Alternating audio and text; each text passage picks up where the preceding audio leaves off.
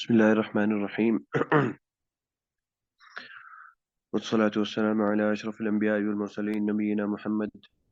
وعلى آله وصحبه أجمعين. اللهم انفعنا بما علمتنا وعلمنا ما ينفعنا وزدنا علما وعملا وتوفيقا برحمتك يا أرحم الراحمين. رب اشرح لي صدري ويسر لي أمري واحلل عقدة من لساني يفقه قولي.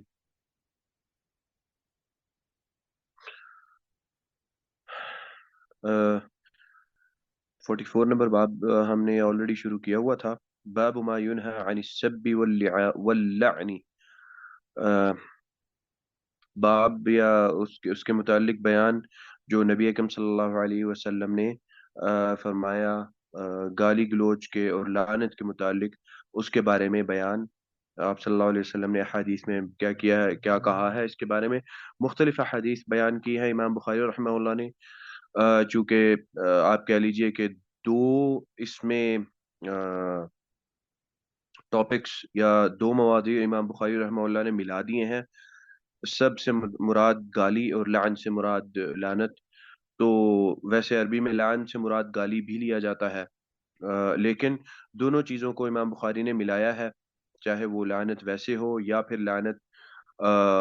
گالی کے طور پہ. تو دونوں چیزوں کا بیان اور کافی ساری احادیث اس باب کے اندر، کچھ لگ بھگ چھ احادیث ہیں،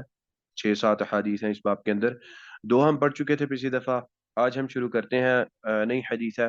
قال حدثنا محمد بن سنان قال حدثنا فليح بن سليمان قال حدثنا هلال بن علي عن أنس رضي الله تعالى عنه أنه قال. انس بن مالک رضی اللہ تعالی عنہ سے یہ حدیث مروی ہے. فرماتے ہیں انس بن مالک رضی اللہ تعالی عنہ کی جو کنیت ہے بڑی معروف ہے، ابو حمزہ ان کی کنیت ہے. حضرت انس رضی اللہ تعالی عنہ کی نبی اکرم صلی اللہ علیہ وسلم نے ان کے لیے دعا کی تھی کہ اللہ تعالیٰ ان کے مال میں اور اہل میں برکت عطا فرما. تو بڑا کثیر مال اللہ تعالیٰ نے عطا کیا، بہت مال اللہ تعالیٰ نے ان کو دیا. اور انہی کے بارے میں آتا ہے کہ روایت میں آتا ہے کہ جب انس رضی اللہ تعالی عنہ فوت ہوئے تو کہتے ہیں کہ حضرت انس اپنے پتہ نہیں کوئی 80 پوتے تھے یا کچھ اس طرح کر کے ان کے درمیان وہ ان کو دفن کیا گیا. تو وہ یعنی کافی اللہ تعالیٰ نے ان کو برکت عطا کی. فرماتے ہیں قال لم يكن رسول الله صلى الله عليه وسلم فاحشا ولا لعانا. آپ صلی اللہ علیہ وسلم لم یکن بالکل بھی نہ تھے. ٹھیک ہے، یہ آپ انس رضی اللہ تعالیٰ عنہ کی اس طرح کی بات بہت قابل قبول اور بہت اہمیت والی اس وجہ سے بن جاتی ہے کہ چونکہ 10 سال آپ صلی اللہ علیہ وسلم کے ساتھ رہے، گزارے ان کے ساتھ، والدہ نے وقف کر دیا تھا کہ آپ صلی اللہ علیہ وسلم یہ ہے میرا بیٹا، رکھیں اس کو اپنے پاس، یہ خدمت کرے گا آپ کی. تو آپ صلی اللہ علیہ وسلم کے شب و روز آنا جانا، چھوٹے تھے تو کوئی پردے کا معاملہ نہیں تھا. تو اس چیز کے اندر حضرت انس رضی اللہ تعالیٰ عنہ کو اللہ تعالیٰ نے یہ توفیق عطا کی کہ انہوں نے سیکھا اور سنا، دیکھا اور آگے پھر بتلانا شروع کر دیا کہ میں نے آپ صلی اللہ علیہ وسلم کو دیکھا آپ نے اس طرح کیا، میں نے دیکھا اس طرح کیا، میں نے سنا آپ نے اس طرح کیا، میں نے یہ سنا آپ نے فلانے کو اس طرح کا جواب دیا، فلانے نے اس طرح پوچھا تو اس کے اس طرح جواب دیا. اس لیے حضرت انس رضی اللہ تعالیٰ عنہ کی جو فقہ ہے نا وہ بڑی زبردست قسم کی ہے، کیونکہ آپ صلی اللہ علیہ وسلم کو مختلف مواقعوں پہ یہ 10 سال کے اندر دیکھتے رہے، سنتے رہے، مختلف چیزوں میں کہاں پہ آپ نے کیا جواب دیا، کس کو کس طرح کا اور دوسرے بندے کو کس طرح کا جواب دیا، حالات دیکھ کر، معاملات کو دیکھ کر. تو حضرت انس رضی اللہ تعالیٰ عنہ کی فقہ اور فہم جو ہے نا بڑی زبردست قسم کی ہے، اور اس لیے آراء حضرت انس رضی اللہ تعالیٰ عنہ کی فقہی مسائل کے اندر بڑی زبردست قسم کی ہیں. کہتے ہیں کہ آپ صلی اللہ علیہ وسلم بالکل بھی نہیں فاحشن. فاحش وہ ہوتا ہے جو فحش بات کرے. فحش سے مراد یہ ہوتا ہے کہ جو بہت ہی گھٹیا بات کرے، جس کے اندر گالی گلوچ ہو اور جو بالکل ہی آداب سے ہٹ کے ہو. ولا لعانن، اور نہ ہی آپ صلی اللہ علیہ وسلم لعنت ڈالنے والے تھے. یعنی کہ ہر دوسری چیز پر آپ صلی اللہ علیہ وسلم کہہ دیں کہ جی لعنت ہے اس بندے پہ، اور لعنت ہے تمہارے اوپر، اور لعنت ہے تمہارے اوپر. یہ عام طور پہ بہت یہ چیز اس چیز کا رواج ہے. میں یعنی صحیح صحیح یہی بات ہے کہ رواج ہے اس چیز کا کہ جی لعنت ہے اس پہ، اور فلانے پہ لعنت ہے. ہر دوسری بات پہ، ہر چیز پہ کسی نے کوئی بھی غلطی کر دی، یا ایون دوست آپس میں ایک دوسرے کے ساتھ، یار لعنت ہو تمہارے اوپر. نعوذ باللہ. اس جملے کا مفہوم اور اس جملے کا معنی بالکل سمجھے بنا یہ بات کہی جاتے ہیں، اور اس بات کو، اس چیز سے بالکل گریز نہیں کرتے، نہ ہی اس چیز کا ڈر ہوتا ہے کہ اگر اگلا بندہ لعنت کا مستحق نہیں ہے تو لعنت میری طرف آنے والی ہے. دوسری بات یہ ہے کہ آپ کا دوسرا بھائی ویسے ہی مسلمان ہے تو اس پہ لعنت ڈالنی ہی کیوں لعنت کا مفہوم کیا ہے. دوسری یہ بھی بات ہے کہ لعنت کا معنی اور مفہوم بھی نہیں پتا، اسی وجہ سے تو لوگوں پر لعنت ڈالتے پھرتے ہیں کہ اچھا جی لعنت ہو لعنت ہو. اس کا جو معنی اور مفہوم علماء نے بیان کیا ہے، محدثین نے بیان کیا ہے، وہ یہ ہے کہ اللہ تعالیٰ کی رحمت سے دوری. ہماری زندگی ہی اللہ تعالیٰ کی رحمت سے چل رہی ہے، اللہ تعالیٰ کی رحمت نکل جائے ہماری زندگی سے تو ہم تو بالکل ختم ہو جائیں. ہمارا یعنی ہم جو اللہ تعالیٰ ہمارے اوپر نعمتیں کرتے ہیں اپنی، جو اللہ تعالیٰ کی برکتیں ہیں ہمارے اوپر، جتنی بھی اللہ تعالیٰ کی نعمتیں ہیں وہ اللہ تعالیٰ کی رحمت سے ہیں. ہم ان کے مستحق تو نہیں ہیں، ہم ڈیزرو تو نہیں کرتے وہ بالکل بھی. اس لیے وہ حدیث کے اندر آتا ہے کہ اگر اللہ تعالیٰ کے ہاں اس دنیا کی قیمت کچھ بھی ہوتی ہے، اور اللہ تعالیٰ بڑا حساب رکھتے نا کہ اچھا جی اس نے ایسے کیا تو لوگوں کے اعمال کے مطابق اس کو دینا، تو اللہ تعالیٰ تو ہمیں اس دنیا کے اندر کوئی مچھر کے پر کے برابر کا بھی کچھ نہ دیتے، نہ پانی کا قطرہ بھی اللہ تعالیٰ نہ دیتے. ہم تو، ہماری اصلیت اور حقیقت تو یہ ہے. تو رحمت سے دور ہونے کا یہ مطلب ہے کہ رحمت سے دور ہو جائے، ہماری زندگی رحمت پہ چل رہی ہیں، رحمت کی بیس پہ. نبی اکرم صلی اللہ علیہ وسلم سے، آپ صلی اللہ علیہ وسلم لمبی لمبی دعائیں کرتے، نمازیں پڑھتے. عائشہ رضی اللہ تعالی عنہا نے فرمایا آپ صلی اللہ علیہ وسلم یہ آپ کے پیر جو ہے وہ سوج جاتے ہیں اور سرخ ہو جاتے ہیں، تو وقد غفر لك ما تقدم من ذنبك وما تأخر، کہ آپ کے تو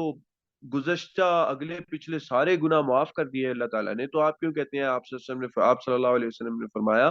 افلا اکون عبدا شکورا، کیا میں اللہ تعالیٰ کا شکر گزار بندہ نہ بنوں. یہ ادب تھا آپ صلی اللہ علیہ وسلم کا اللہ تعالیٰ کے ساتھ کہ اچھا اللہ نے اگر نعمت میرے اوپر کی ہے تو میں اس کا شکر ادا کروں. اور پھر وہی بات ہے کہ آپ صلی اللہ علیہ وسلم نے ایک حدیث میں یہ بھی فرمایا کہ ایک شخص نے کہا کہ میں اللہ تعالیٰ کی رحمت کے بنا جو ہے میں جنت میں جانا چاہتا ہوں. تو وہ حدیث ہے، اس میں آپ صلی اللہ علیہ وسلم نے فرمایا، وہ بندے نے پھر پوچھا آپ صلی اللہ علیہ وسلم سے کہ یا رسول اللہ آپ صلی اللہ علیہ وسلم بھی اللہ کی رحمت کے بنا نہیں جائیں گے. آپ نے فرمایا ہاں میں بھی اللہ کی رحمت کے بنا جنت میں نہیں جاؤں گا، مجھے بھی اللہ کی رحمت کی ضرورت ہے. یہ چیز ہے رحمت اللہ تعالیٰ کی، جو ہم آئے دن، بلکہ ہر دوسرے لمحے، خاص طور پہ دوست اگر آپس میں بیٹھے ہوں یا پھر غصہ کسی پہ بھی چڑھے، دیکھیں غصے کو قبض کرنا، غصے کو اپنے اندر کنٹرول کرنا اور اپنے اندر دبا کے رکھنا، اصل جو ہے وہ طاقت یہ ہوتی ہے. جیسے آپ صلی اللہ علیہ وسلم نے فرمایا لیس الشدید بالسرعہ، کہ شدید اور قوی آدمی وہ نہیں ہے جو بڑا تیز تیز ہو ہر چیز کے اندر، اور غصے میں بھی تیزی سے جو ہے وہ آگے بڑھ جائے اور جواب دے میں یہ اور میں نہیں. انما الشدید الذی یملک نفسہ عند الغضب، جو غصے میں اپنے آپ کو کنٹرول کر سکتا ہے وہ ہے قوی آدمی، وہ ہے شدید آدمی. تو غصے کے اندر اپنے آپ کو کنٹرول کریں. ایسی کسی بھائی کے اوپر لعنت ہو تمہارے اوپر، اور فلانا اور فلانا اور فلانا، اگر وہ مستحق نہیں ہے یہ بھی سوچیں کہ یہ چیز اتنی خطرناک ہے کہ وہ مستحق نہ ہوا تو الٹا ہمارے اوپر آ جائے گی لعنت. تو آپ صلی اللہ علیہ وسلم کے بارے میں حضرت انس فرماتے ہیں نہ ہی آپ صلی اللہ علیہ وسلم فحش گو تھے، گندی بات کرنے والے، نہ ہی آپ صلی اللہ علیہ وسلم لعنت ڈالنے والے تھے، ولا سبابا، اور نہ ہی آپ صلی اللہ علیہ وسلم گالی دینے والے تھے. کان یقول، آگے پھر فرماتے ہیں حضرت انس رضی اللہ تعالی عنہ کہ آپ صلی اللہ علیہ وسلم کہا کرتے عند المعتبتی، کسی کو آپ صلی اللہ علیہ وسلم نے اگر کسی کی باز پرس کرنی ہوتی، کسی کی پکڑ کرنی ہوتی، معتبہ سے مراد ہوتا ہے عتاب یعنی ڈانٹ، کسی کو ڈانٹنا ہوتا تو آپ صلی اللہ علیہ وسلم کانا یقول، کانا جو ہے نا، کانا کا مطلب جو عربی کے اندر ہے وہ یہ ہوتا ہے کہ یہ مستمر کنٹینیوس آپ کا یہ عمل تھا آپ صلی اللہ علیہ وسلم کا، ماضی کے اندر آپ کا عمل تھا، چونکہ آپ یہ حدیث حضرت انس ویسے آپ صلی اللہ علیہ وسلم کے بعد بیان کر رہے ہیں تو اس لیے کانا استعمال کیا کہ آپ صلی اللہ علیہ وسلم کا یہی عمل تھا، عند المعتبہ کسی کو اگر پکڑنا ہوتا، باز پرس کرنی ہوتی یا پھر ڈانٹنا ہوتا، مالہ تریب جبینہ، مالہ کیا ہوا ہے اس کو یا کیا ہے تمہیں، تریب جبینہ تمہاری پیشانی خاک آلود ہو، یہ آپ صلی اللہ علیہ وسلم کی یعنی ڈانٹ تھی۔ اب یہ بات ہے کہ وہی چیز ہے کہ آپ صلی اللہ علیہ وسلم کا یہ کہنا کہ خاک آلود ہو، اس طرح ہی دوسری احادیث آتی ہیں جس میں آپ صلی اللہ علیہ وسلم کہتے ہیں کہ تریبت یدا کا، تمہارے ہاتھ خاک آلود ہوں، یا تریبت یمینو کا کہ تمہارا دایاں ہاتھ خاک آلود ہو، یا آپ صلی اللہ علیہ وسلم نے فرمایا، وہ ایک حدیث ہے حضرت معاذ رضی اللہ تعالی عنہ سے مروی ہے، وہ فرماتے ہیں کہ آپ صلی اللہ علیہ وسلم نے فرمایا سکلت کا امو کا یا معاذ، یعنی وہ زبان کے بارے میں حدیث ہے، زبان کے فتنوں کے متعلق حدیث ہے، آپ صلی اللہ علیہ وسلم بیان کر رہے تھے کہ زبان کے فتنے کتنے خطرناک ہیں، لوگوں کو کہاں سے کہاں لے جاتے ہیں بات چیت کرنے کے، اس میں بہت سارے مسائل آ جاتے ہیں اس کے اندر، غیبت کا معاملہ، چغلی کا معاملہ۔ اب المیہ یہ ہے کہ بہت ساری چیزوں کو، بہت ساری غیبت والی جو بات ہے یا معاملہ ہے، اس کو لوگ غیبت ہی نہیں سمجھتے، اس کو لوگ سمجھتے ہیں کہ نہیں نہیں یہ تو کچھ ہو رہا ہے، چغلی ادھر سے بات پکڑ کے ادھر لگانا، ادھر سے بات پکڑ کے ادھر لگانا، یا پھر اس کی بات اس کو کرنا، اس کی بات اس کو کرنا، یہ بھی چغلی کے اندر چیز آتی ہے کہ وہ تو ایسے کرتا ہے، وہ تو ایسے کرتا ہے، اور دوسرے کو کہنا کہ اچھا جی وہ تو ایسے کرتا ہے، چغلی کے اندر ساری چیزیں آتی ہیں اور ہم لوگوں نے اپنے لیے راستے نکال کے رکھے ہوئے ہیں۔ تو آپ صلی اللہ علیہ وسلم نے فرمایا وہ فتنے میں آپ صلی اللہ علیہ وسلم نے کہا وہ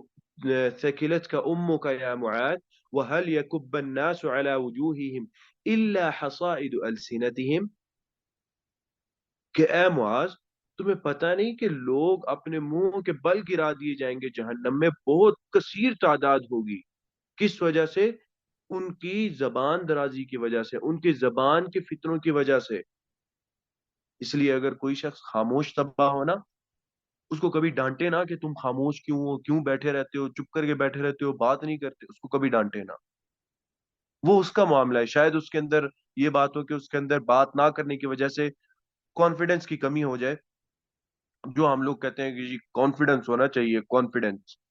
ٹھیک ہے، ہاں ٹھیک ہے، کانفیڈنس ایک اچھی چیز ہے، ہونا چاہیے، لیکن کنٹرول میں اور کسی کسی حد تک ہونا چاہیے، اس کے بھی حدود ہیں کانفیڈنس کے بھی، اور وہی بات ہے کہ ان حدود کو ہم جانیں پہچانیں کیا ہے، کس طرح کے حدود ہیں کانفیڈنس کی، کیا چیزیں ہیں، لیکن اگر کوئی خاموش رہتا ہے اس کو اس چیز پر بالکل بھی ڈانٹے نا۔ تو آپ صلی اللہ علیہ وسلم نے، میں نے یہ حدیث اس لیے کہی کہ آپ صلی اللہ علیہ وسلم نے فرمایا ثقلت کا امو کا، ثقیلہ کا مطلب ہے گم ہو جانا، مفقود ہو جانا، ثقلت کا امو کا کہ اے معاذ تمہاری ماں تمہیں گم پائے، یعنی تم گم ہو جاؤ۔ اب بات یہ ہے کہ یہ تین چار جملے جو میں نے آپ کے سامنے رکھے ہیں، تریبت کا تریب جبینو کا، تریبت یدا کا، تریبت یمینو کا، ثقلت کا امو کا، یہ والے جو جملے ہیں، اس طرح کے دو تین اور جملے بھی ہیں، یہ عام طور پر عرب کے ہاں ان کی زبان میں معروف تھے یہ جملے، اور ان کا حقیقی معنی کبھی بھی نہیں لیا جاتا تھا، یہ چیز میں نے پچھلی کلاس میں بھی واضح کی تھی کہ ان کا حقیقی معنی بالکل بھی نہیں لیا جاتا تھا، بلکہ آپ صلی اللہ علیہ وسلم نے یہ بات کہہ دی کہ میری طرف سے کسی کو گالی یا کسی کو لعنت یا کسی کو برا بھلا، اللہ تعالیٰ وہ دعا بنا دیتے ہیں اس کے لیے، اور اللہ تعالیٰ اس کے لیے اجر و ثواب اور رحمت کا جو ہے وہ سبب بنا دیتے ہیں۔ اگر میری طرف سے میں نے کسی کو ڈانٹا اور ڈانٹ میں کوئی سخت الفاظ کہے، دیکھیں آپ صلی اللہ علیہ وسلم نے اپنے سخت الفاظ ادا کرنے کو گالی کہا، ٹھیک ہے، کہ میری سب جو ہے، میری سب یعنی سب جیسے یہاں پہ باب کے اندر ذکر ہے، تو آپ صلی اللہ علیہ وسلم نے کہا وہ رحمت اور وہ اجر کا سبب بنا دیے، وہ اللہ تعالیٰ نام اعمال میں اجر لکھ دیتے ہیں اس بندے کو، تو کوئی برا نہ مانے کہ جی آپ صلی اللہ علیہ وسلم نے یہ کہا۔ تو یہ ہے کہ یہ عام جملے تھے۔ اسی طرح پھر صحابہ کرام بھی ان جملوں کو، چونکہ عرب تھے اور تعلق اسی معاشرے سے تھا صحابہ کرام کا، تو تو صحابہ کرام جو تھے ان سے بھی اس طرح کے الفاظ آتے ہیں ایک دوسرے کے لیے، یعنی آپ صلی اللہ علیہ وسلم کی وفات کے بعد ایک دوسرے کے لیے آتے ہیں کہ اس صحابی نے اس کے لیے کوئی ایسے الفاظ استعمال کر دیے، دوسرے نے تیسرے کے لیے کچھ ایسے الفاظ استعمال کر دیے، تو وہ اسی طرح کے الفاظ آتے ہیں، اور اسی چیز کو جیسے آپ صلی اللہ علیہ وسلم نے اپنے سے ان الفاظ کو نکلنا ایک طرح سے گالی سمجھا، تو صحابہ کرام نے بھی ایک طرح سے یہی چیز سمجھی کہ یار یہ گالی کی طرح کے الفاظ ہیں، تو وہی گالی کی طرح انہوں نے سمجھا کہ یہ بھی ایسی ہے، لیکن اس کا حقیقی معنی نہیں کبھی بھی اس کا جو ہے ان کا مقصود ہوتا تھا۔ آگے فرماتے ہیں حضرت انس، کان یقول عند المعتبة ما له ترب جبینہ، کیا اس کو کیا ہوا، اس کی پیشانی خاک آلود ہو۔ اب یہ ہے کہ خاک یعنی دیکھیں سبحان اللہ، آپ صلی اللہ علیہ وسلم نے کسی کو ڈانٹنا ہوتا، کسی کو آپ صلی اللہ علیہ وسلم نے کسی کے پکڑ یا بات پوچھ کرنی ہوتی تو اس انداز سے کرتے۔ اس سے پتہ چلتا ہے کہ کسی کی پکڑ میں، کسی کو ڈانٹنے میں اس انداز سے پکڑ یا اس انداز سے ڈانٹ نہیں کرنے اس کے ساتھ کرنی چاہیے کہ جو اس کو بالکل ہی دور کر دے، بالکل ہی یعنی وہ الفاظ ہی اس طرح کے ہوں جو بالکل نازیبا قسم کے الفاظ ہوں، بلکہ یہ آداب ہے کسی کو ڈانٹنے کے اندر یا کسی کو پکڑنے میں، یہ اس طرح کے الفاظ ہیں، یہ انداز ہے کہ ایک انداز، آداب جو ہے ان کا خیال رکھا جائے۔ آگے فرماتے ہیں اگلی حدیث ہے، قال حدثنا محمد بن بشار، محمد بن بشار یہ بہت بڑے راوی ہیں، یہ تقریباً تمام کتب ستہ جو ہیں ان کے اندر ان کا نام آتا ہے، محمد بن بشار، آ، جتنے بھی ہیں امام نسائی، ابن ماجہ رحمہ اللہ، اور ترمذی رحمہ اللہ، امام مسلم، بخاری، ساری کتب کے اندر ان کا محمد بن بشار، یہ امام بخاری کے استاد ہیں اور امام مسلم کے بھی استاد ہیں، یہ روایت کریں امام بخاری رحمہ اللہ ان سے، ان کے بارے میں ایک ان کے اسٹوڈنٹ تھے، انہوں نے کہا کہ میں ان کے پاس بیٹھا، محمد بن بشار کے پاس، یعنی بیٹھنے سے مراد یہ ہے کہ شرف تلمذ حاصل ہوا، میں ان کا اسٹوڈنٹ رہا، تو کہتے ہیں میں نے ان سے تقریباً 50,000 احادیث لکھی، ان سے یعنی ان سے سنی اور ان کو لکھا، تو بہت بڑے، یعنی غرض یہ ہے کہ بہت بڑے عالم تھے، ان کے وقت میں یہ کہا جاتا تھا کہ اپنے زمانے کے عالم اور مجتہد، یعنی بہت جلیل القدر شخص تھے یہ۔ قال حدثنا عثمان بن عمر قال حدثنا علي بن المبارك عن يحيى بن أبي كثير عن أبي قلابة أن ثابت بن ضحاك رضي الله تعالى عنه، ثابت بن ضحاك رضي الله تعالى عنه ان سے روایت ہے، مروی ہے یہ حدیث کہ وَكَانَ مِنْ أَصْحَابِ الشَّجَرَةِ، یہ کسی راوی نے، آپ کہہ لیجئے یہ جو الفاظ ہیں کسی راوی نے تفصیل کے طور پہ بیان کیے ہیں، بس تھوڑی سی کہ یہ کون صحابی تھے، ثابت بن ضحاک ہے، یہ کون تھے، تو یہ كَانَ مِنْ أَصْحَابِ الشَّجَرَةِ، شجرہ سے مراد یہ ہے کہ جو درخت کے نیچے آپ صلی اللہ علیہ وسلم نے جو بیعت لی تھی، جو وعدہ لیا تھا آپ صلی اللہ علیہ وسلم نے، اور وہ بیعت اور وہ وعدہ جو تھا وہ بعد میں معروف ہوا کیا نام ہے، حدیبیہ کا، ٹھیک ہے، جس کو بیعت رضوان کہا جاتا ہے، کہتے ہیں کان من اصحاب الشجرہ، وہ ایک درخت تھا، اس درخت کے نیچے آپ صلی اللہ علیہ وسلم نے بیعت لی،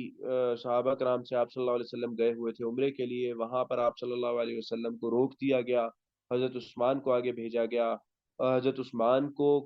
جو کفار مکہ تھے ان کا کافی اچھا تعلق تھا حضرت عثمان سے، تو حضرت عثمان رضی اللہ تعالی عنہ کو انہوں نے کہا کہ اچھا عثمان تم آ گئے ہو تو تم عمرہ کر سکتے ہو، اور پھر ان کو روک لیا کہ اچھا واپس نہیں جاؤ گے، تو بعد میں یہ بات کچھ معروف کر دی گئی یا مشہور کی گئی کہ حضرت عثمان رضی اللہ تعالی عنہ کو قتل کر دیا گیا ہے، تو صحابہ کرام جو تھے وہ ایک طرح سے غصے میں آ گئے اور ہلچل مچ گئی کہ یہ کیا ہوا ہے، ہم نے تو ایک طرح سے سفیر بنا کر بھیجا تھا حضرت عثمان رضی اللہ تعالی عنہ کو، تو سفیر کو تو کوئی بھی ہاتھ نہیں لگایا کرتا تھا، یہ چیز یعنی بڑی معروف تھی یہ چیز، اور یہ آپس میں مملکتوں میں ایک طرح سے جنگ چھڑ جاتی تھی کہ اگر سفیر کو کچھ کچھ کہہ بھی دیتے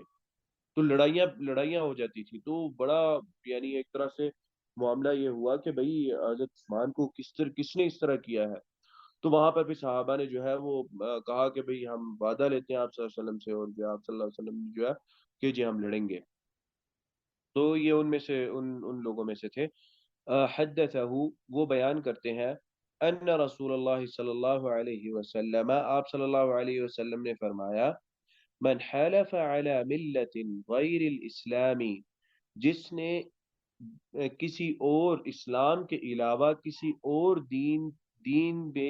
یا کسی اور دین کی کسی اور دین کی قسم کھائی، یعنی کوئی بھی ہے چاہے وہ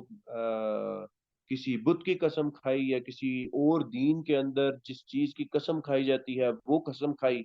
اسلام سے ہٹ کر مراد یہ ہے کہ اللہ تعالی کے علاوہ،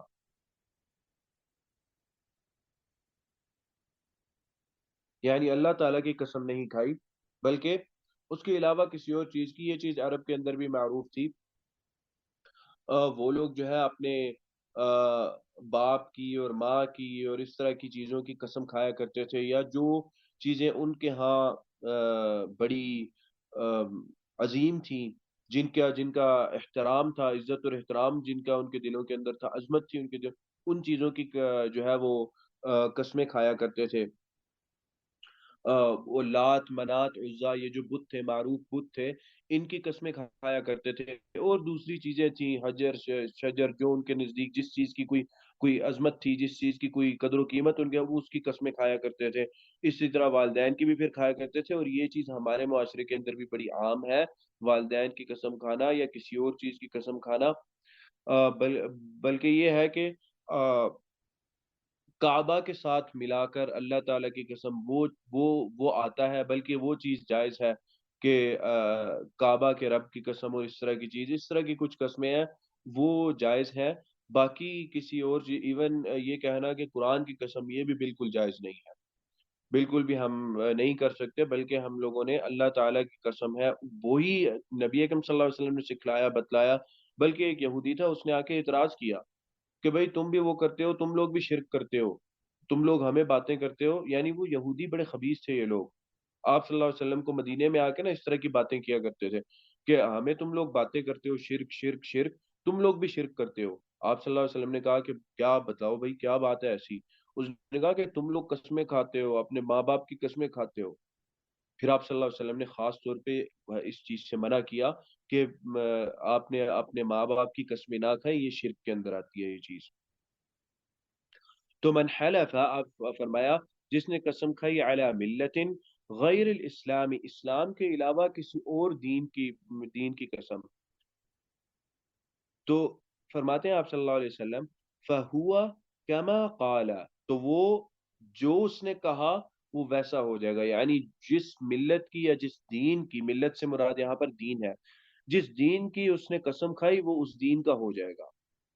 یہ بڑی سخت چیز ہے، یعنی اس چیز کو تھوڑا سا غور کریں اگر، تو بڑی سخت وعید سی ہے کہ اگر کوئی وہی بات ہے کہ ہم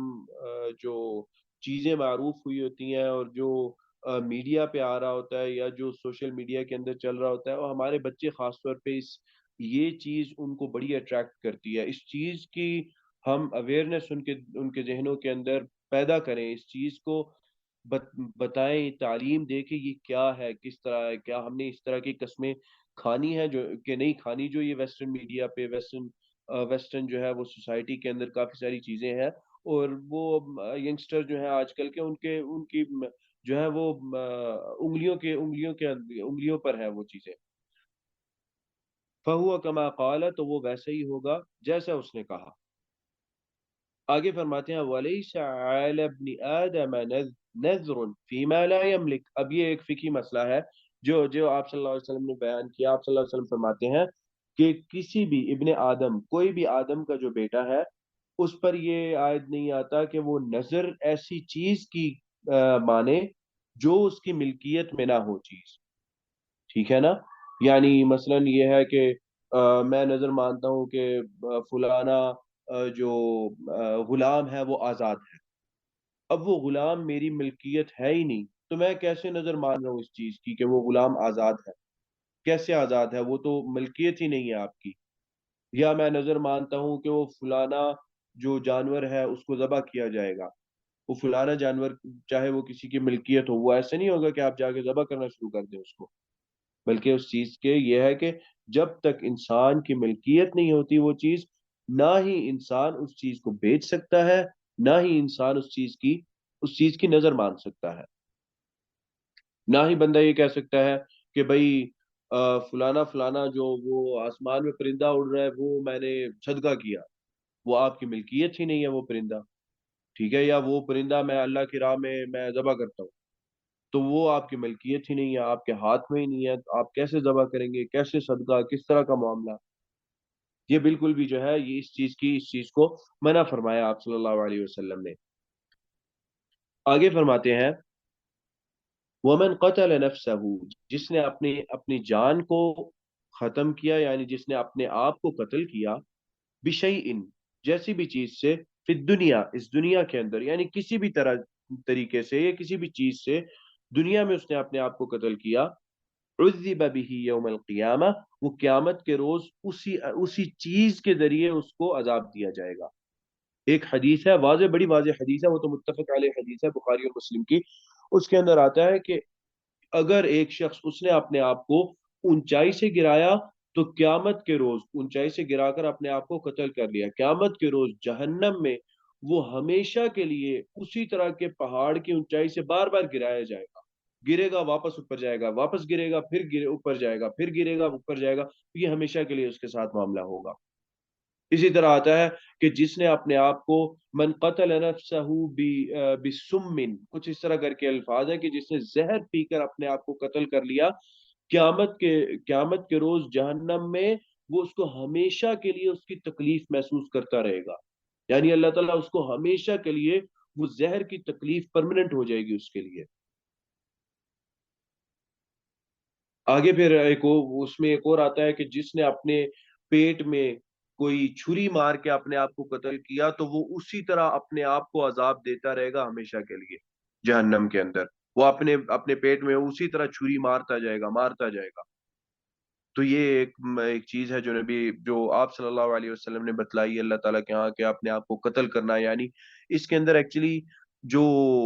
خودکشی ہے، اس کے اندر اللہ تعالیٰ پر ایمان کی کمی کا ایک جو ہے نا عنصر آتا ہے، اور اللہ تعالیٰ پر یقین نہ ہونے کا، کہ کیا آپ کو اللہ تعالیٰ پہ یقین نہیں ہے؟ اور ایک اور چیز بڑی خطرناک آتی ہے اس میں، یہ آتی ہے کہ اللہ تعالیٰ کی تقدیر پر ناراضگی۔ انسان اپنے آپ کو قتل تب ہی کرتا ہے جب اس دنیا کے اندر اس کو کچھ ملتا نہیں، یا اس کے مطابق کچھ ہوتا نہیں ہے، یا اس کو کچھ نقصان ہو جاتا ہے، تبھی کرتے۔ تو اس کا مطلب یہ ہے کہ وہ اللہ تعالیٰ کی تقدیر کی سے ناراض ہے، وہ بالکل راضی نہیں ہے اس چیز سے۔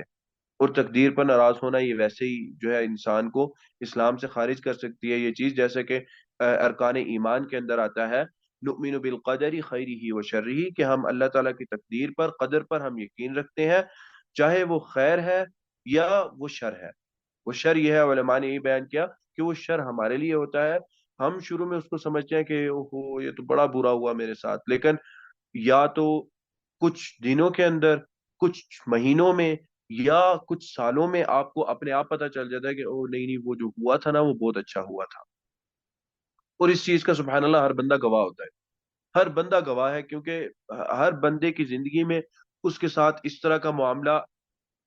ایک نہ ایک دفعہ لازمی ہویا ہوتا ہے، اور وہ پھر اس چیز کی گواہی خود دیتا ہے کہ ہاں ہاں یار یہ بات ہے کہ فلانی چیز ہوئی اور مجھے بڑی ناگوار گزری، اور میں سمجھ رہا تھا کہ میری زندگی ختم ہو گئی، اور فلانا اور فلانا، اور اب یہ ہے کہ میں سمجھتا ہوں کہ وہ اللہ کی نعمت تھی کہ وہ میرے ساتھ نہیں ہوا اس طرح کا معاملہ،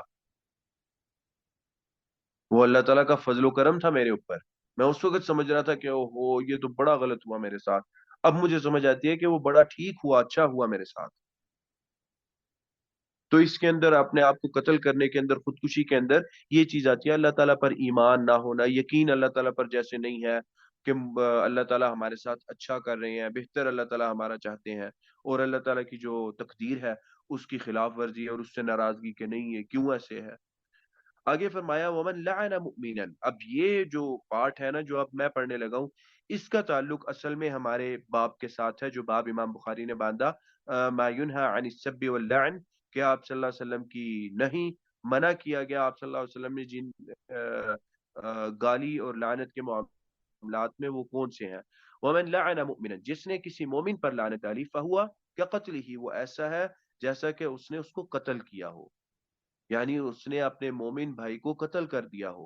اور آپ صلی اللہ علیہ وسلم نے یہ بات فرمائی ہے کہ قتل کرنا کسی مسلمان کو یا کسی مومن کو ایسا ہے جیسے کہ پوری انسانیت کو قتل کر دینا ہے، اتنی حرمت ہے ایک مسلمان کے خون کی۔ اور وہی بات ہے کہ چونکہ آپ صلی اللہ علیہ وسلم نے وہ حرمت بیان کی ہوئی تھی، تو اس لیے اس چیز کی جو سویئرنیس ہے، خطرناکی، صحابہ کرام کے ذہن میں بڑی بڑی واضح طور سے آپ صلی اللہ علیہ وسلم نے ڈالی ہوئی تھی اور بہت کلیئر تھی، بڑی واضح تھی ان کے ذہن کے اندر کہ یہ کتنا خطرناک عمل ہے کسی کو قتل کرنا۔ تو اس سے پھر آپ نے کمپیئر کر دیا تاکہ پتہ چلے کہ کسی مسلمان پر لعنت ڈالنا کتنا خطرناک عمل ہے۔ ومن قذف مؤمنا، اور جس نے کسی مومن پر تہمت لگائی، بکفرن، کس چیز کی تہمت؟ کفر کی، یعنی یہ کہا کہ یہ تو کافر ہے، فہو کا قتل ہی، وہ بھی ایسا ہے کہ جیسا کہ اس نے اس مومن بھائی کو قتل کیا ہو۔ اور ایک اور حدیث ہے اس کے اندر آتا ہے کہ اگر کسی نے کسی کو کافر کہا اور وہ ایسا نہیں ہے، فقد باء به، تو وہ کفر کہنا واپس اس پر لوٹ آتا ہے، یعنی وہ بندہ خود کافر ہو جاتا ہے۔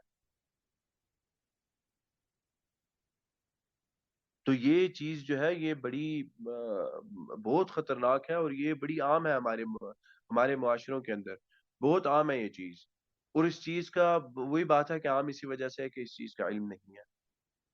علم نہ ہونے کی وجہ سے اس چیز کو عام سمجھا جاتا ہے کہ اچھا اچھا ٹھیک ہے نا، کہہ دیا، کون سا کہنا، کون سا جو ہے نام میری نیت ہے۔ لوگ یہ سمجھتے ہیں کہ اگر نیت سے کہیں تب ہوتا ہے، بات یہ نہیں ہے نیت سے کہیں، بات یہ ہے کہ وہ الفاظ ادا کرنا یہ اسلام کے آداب ہے، اسلام نے یہ چیز ہمیں سکھلائی، اور اس راستے پر اسلام نے شروع سے ہمیں چلنے سے روکا کہ ہم اس راستے پر ویسے ہی نہ چلیں، کیونکہ یہی پھر راستہ ہوتا ہے آگے پھر گالی گلوچ کا، اور پھر گندی بات اور گندی زبان بندے کی ہو جاتی ہے اسی طرح۔ تو اس راستے سے ہی پہلے ہی آپ صلی اللہ علیہ وسلم نے روک دیا، بتلا دیا آپ سے کہ یہ اتنے خطرناک عمل ہے، یہ اتنی خطرناک چیزیں ہیں۔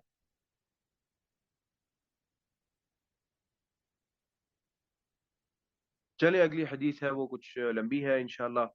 آج کی کلاس یہیں تک رکھتے ہیں۔ اللہ تعالیٰ سے دعا ہے کہ جو کہا اور جو سنا اللہ تعالیٰ ہمیں اس پر عمل کرنے کی توفیق عطا فرمائے۔ قد قلت ما قلت ان صوابا فمن اللہ وان خطأ فمنی والشیطان واستغفر اللہ انه كان غفارا، والسلام علیکم ورحمۃ اللہ وبرکاتہ۔